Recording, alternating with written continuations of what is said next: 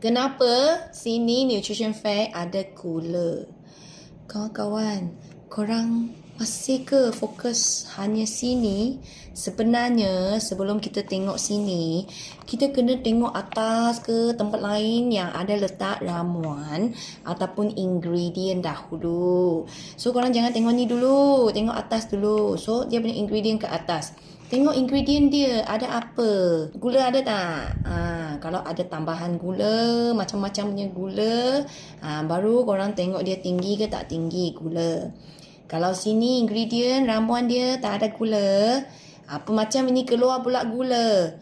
Okey, gula dia ada dua jenis. Satu ialah gula yang tambahan yang badan kita tak mau, tak perlu. Okey. Satu lagi ialah gula yang dalam bahan ni dalam bahan ini yang original punya. So yang dalam original punya ada dua jenis. Satu yang tinggi, GI tinggi. Satu yang GI rendah. So kalau korang nak minum minuman harian, nak cari GI rendah. So bila GI rendah, dia taklah buat kita punya gula dalam darah macam tu naik mendadak. Dia pun bagi you lebih rasa kenyang lebih lama, perut lebih selesa.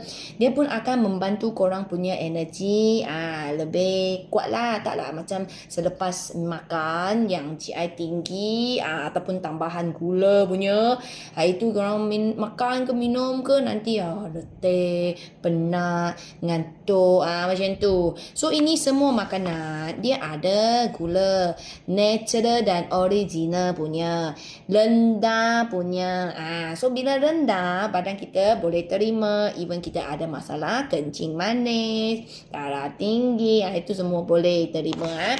So ingat kawan-kawan, bila kita beli makanan, terutamanya yang ada packaging, yang ada tulis ramuan, ada tulis nutrition fact, kita lebih fokus kepada ramuan terlebih dahulu.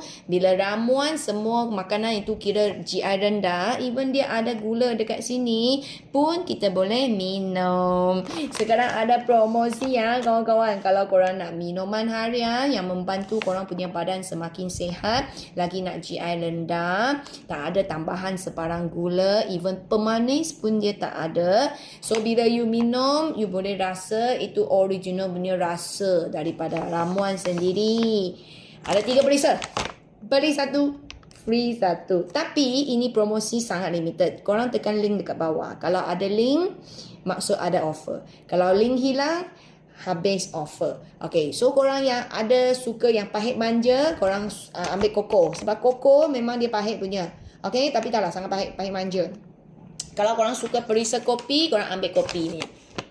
Lepas tu suka manis manja, disebabkan dia tak ada kopi punya pahit, dia tak ada koko punya pahit. So korang tak nak pahit sangat, nak manis manja. Manja je, tak ada manis-manis, tak ada. Sebab tak ada pemanis, tak ada gula, tak ada creamer, tak ada honey, tak ada. Itu makanan ataupun benda yang buat dia manis terus, tak ada. Okay, ini manis manja je.